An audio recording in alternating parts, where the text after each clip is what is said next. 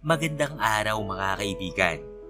Isa na naman pong kwento ang aking ibabahagi sa inyo na talaga namang kapupulutan ng aral at inspirasyon.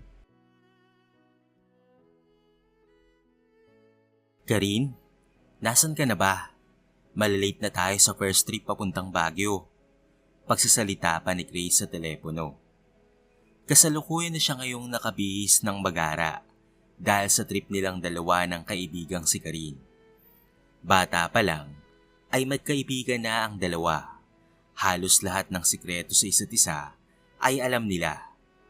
Naturingang kambal tuko ang dalawa sapagkat hindi ito mapaghiwalay. Kung nasaan ang isa, ay naroon rin ang isa. Kaya naman lumaki silang dependent sa isa't isa. Wow, ang ganda ng friend ko ngayon ah. Nakangiting sambit ni Grace. Aba syempre, saan pa ba ako nagmana? Di sa friend ko ring maganda. Nakangiting saad ni Karin. Agad namang natawa ang dalawa habang bitbit ang kanilang mga gamit papunta sa bus station. Habang nasa biyahe, ay sobrang namangha ang dalawa sa ganda ng mga tanawin na kanilang nadaraanan. Mga naglalakihang mga puno at huni ng mga ibon ang kanilang naririnig.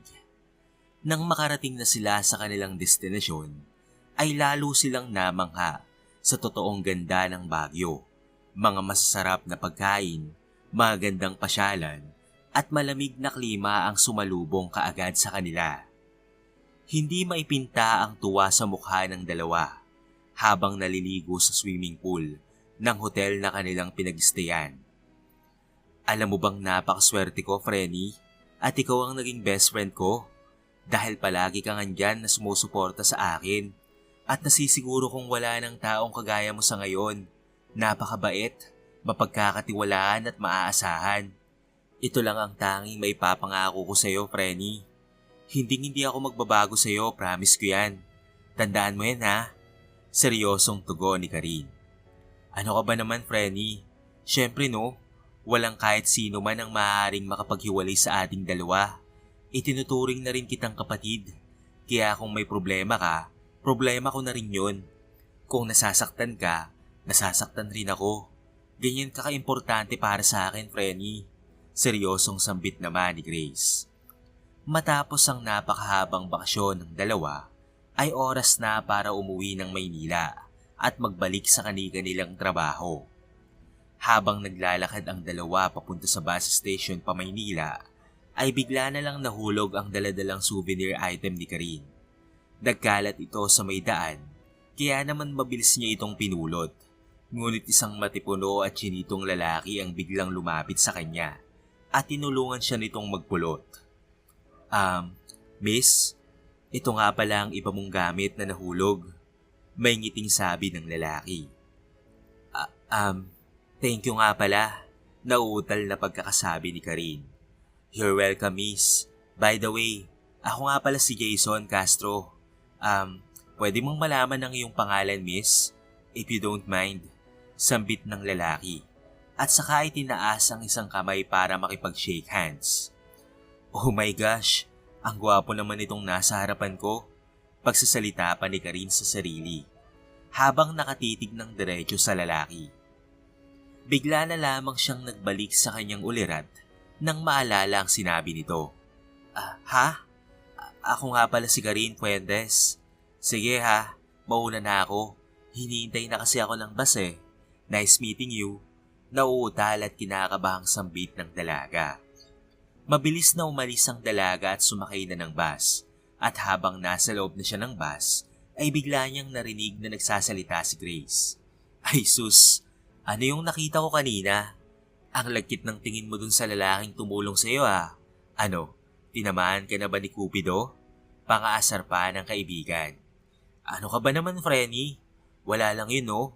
Nagmagandang loob lang yung tao na tulungan ako eh. Depensa pa ni Karin. Sus, alam ko ang pagganyan-ganyan mo, Frenny. Ganyan ka rin naman noon sa ex mong si Lance. Kaya alam ko na yung mga tingin mo na yon. Kaya huwag mo na akong maloko-loko dyan ha.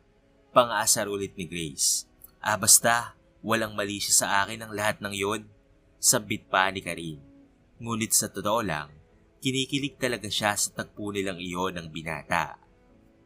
Habang nasa biyahe pa uwi ng Maynila, ay naisipan ng dalaga na hanapin sa Facebook ang pangalan ng binata. At gayon din, hindi siya nabigo dahil mabilis niya itong nahanap. Nakalak pa ang profile nito, kaya nag-send na lamang siya ng friend request dito. Maya-maya, ang kanyang request ay na-accept na ng lalaki. Hanggang sa isang mensahe ang biglang nag-pop up sa kanyang messenger. At nang tignan niya ito, ang lalaki pala na nakilala niya kanina sa may bus station ang nag-message sa kanya. Dito na nagsimula ang pagpapalitan nila ng mensahe. Napag-alaman ni Karine na taga Maynila rin pala ang lalaking si Jason. At bukod pa doon, ay malapit lang sa kanyang pinagtatrabahuan ng pinapasukan nito. Sa kabilang banda, ay nakarating na nga ng Maynila ang magkaibigang Karine at Grace. Halatang pagod na pagod ang mga ito, kaya't dumiretso na ito sa kani-kanilang bahay. Kinaumagahan, gaya ng dati nilang nakagawian, ay laging magkasabay pumasok sa trabaho ang dalawa. Naroon pa rin ang kulitan at asaran ng magkaibigan. Subalit isang tanghali, isang bouquet ng bulaklak at mga tsokolate ang natanggap ng dalagang si Karine mula sa binatang si Jason. Walang ibang sulat na nakalagay dito, maliban na lamang sa "Have a nice day." Lalong kinilig ang dalaga pagkabasa niya rito.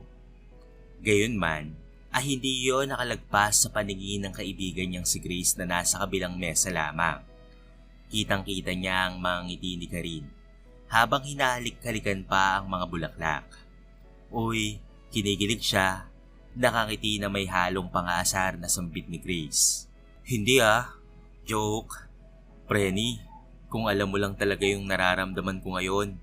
Very unexplainable. Parang siya na talaga ang man of dreams, Preni.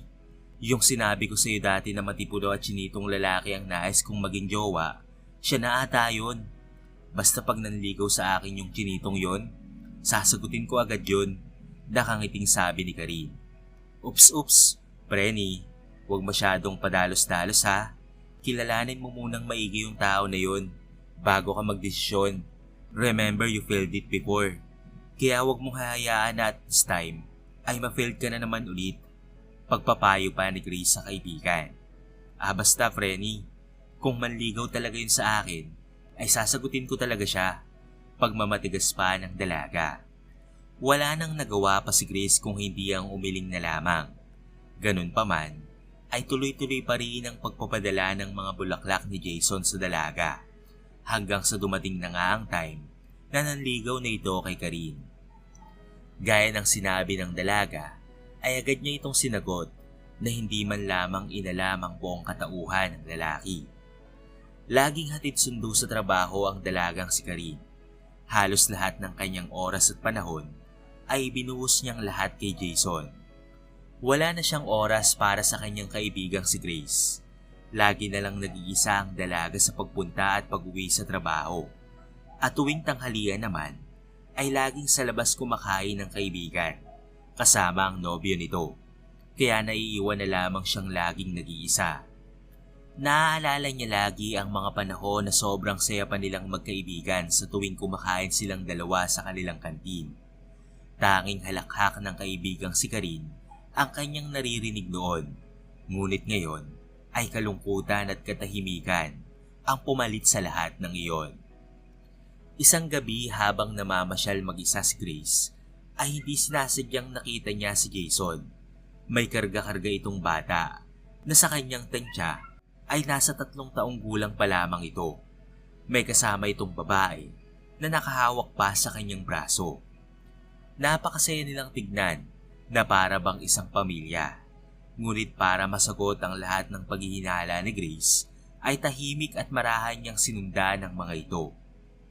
Pumasok ang mga ito sa isang restaurant, kaya naman pumuesto siya ng di kalayuan sa kanila. Babe, mag-order ka na ng food. Uupo muna kami dito ni baby. Sambit pa ni Jason, na ikinataas naman ang kilay ni Grace.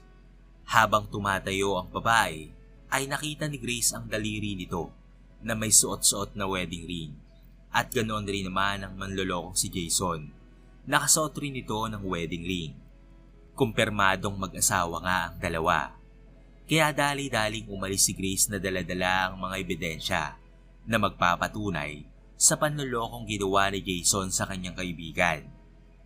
Agad na pinuntahan ni Grace ang kaibigang si Karine sa kanilang bahay para sabihin ang kanyang natuklasan sa nobyo nito. Frenny! Malakas na katok ni Grace. Agad namang binuksan ni Karine ang pinto. O Frenny, anong nangyayari sa'yo? Ba't pinagpapawisan ka? Para kang hinahabol ng kung ano ha. Halika, pumasok ka dito sa loob. Pag-anyaya pa ni Karine na mukhang nagulat din. At nang makapasok na sa loob, ay agad na nagsalita si Grace. Frenny, may dapat kang malaman tungkol sa nobyo mong si Jason. Niloloko ka lang ng lalaking yun, Frenny. May pamilya ang impaktong yun. Bahagya namang nagulat si Karine sa kanyang mga narinig. Ha? Mukhang napaka-imposible naman ata ng mga sinasabi mo, Frenny. Nasa business trip ngayon sa Tagaytay si Jason. Papaano mo namang nasabing nakita mo siya? Basta Frenny, maniwala ka. Nakita ko siya sa mall kanina na may karga-kargang bata kasama ang isang babae. Pagpapaliwanag pa ni Grace. Hindi ako maniniwala sa iyo, Frenny. Simula pa lang nung una ay ayaw mo na kay Jason, di ba? Balak mo lang atang sirain ang aming relasyon. Besides, kilala ko ang aking nobyo. Hindi niya yun magagawa sa akin. Siguro kaya sinisiraan mo siya sa akin dahil naiinggit ka lang sapagkat may nobyo na ako at hindi mo yun nararanasan. May galit na pagsasalita ni Karine. Hindi totoo yan, Frenny. Mahal kita at gusto lang kitang proteksyonan. Ito ang mga larawan na magpapatunay sa aking mga sinasabi. Pagsasalita muli ni Grace. Bahagya namang natigilan si Karine sa kanyang mga narinig. Hindi niya alam kung kukunin ba nito ang iniabot na cellphone sa kanya ng kaibigan. Subalit para maliwanagan ang kanyang naguguluhang isipan, ay agad niya itong kinuha. Pagbukas niya dito ay biglang tumambad sa kanya ang mga larawan ng kanyang nobyo na may karga-kargang bata at ng isang babae na nakahawak sa kanyang braso. At bukod pa doon, ay nakasuot pa ito ng isang wedding ring. Bigla na lamang bumuhos ang mga luha sa mga mata ni Karine. Dahil sa pangalawang pagkakataon, ay nasaktan na naman siya ulit. Mahigpit na yakap ang kanyang natanggap mula sa kaibigan niyang si Grace. I'm sorry, Frenny, kung hindi kita pinakinggan noon. Hindi ko akalaing hahantong sa ganito ang lahat. Humahagulgol na sabi ng dalaga. Wala yun, friend. Basta lagi mo lang tatandaan ang mga sinabi ko sa iyo noon na ayaw kong makitang nasasaktan ka dahil mahal na mahal kita, Frenny. Umiiyak na sambit ni Grace. Mula noon ay pinutol na ni Karine ang ugnayan niya sa kanyang nobyong si Jason. Inamin din naman sa kanya ng lalaki na meron na talaga itong pamilya. Ngunit sadyang mas mahal nito si Karine kaysa sa kanila. Subalit maski anong paliwanag ang gawin ng lalaki, ay hindi na ito pinakinggan pa ni Karine. Natauhan na siya sa mga sakit na kanyang naranasan. Sa pagkakataong ito, ay hindi na muna ang puso niya ang kanyang pakikinggan, kung hindi ang mga payo ng kanyang matalik na kaibigang si Grace ang kanyang tanging batayan. Ang tunay na magkaibigan ay hindi nag-iiwanan. Sa kasiyahan man o kalungkutan, sila ay palaging nariyan.